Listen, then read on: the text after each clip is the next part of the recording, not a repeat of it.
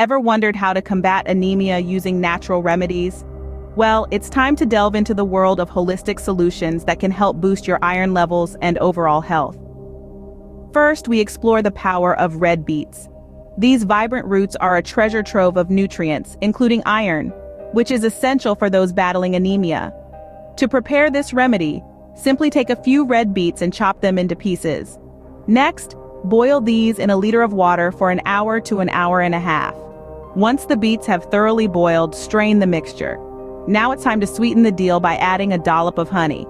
Sip on this concoction and let nature work its magic. Our second remedy features the humble nettle. This plant may look unassuming, but it's a powerhouse of iron. To harness its benefits, add a tablespoon of nettle to 200 grams of water. Let it steep for a while, then strain the liquid. Enjoy this nettle-infused water and watch your iron levels rise. Lastly, we have a powerful blend that not only helps with anemia, but also boosts immunity. For this, you'll need a cup each of Nigella sativa and black cumin. Grind these ingredients together and mix them with a cup of honey. Start your day with a tablespoon of this potent mixture. In summary, battling anemia doesn't always mean relying on synthetic supplements.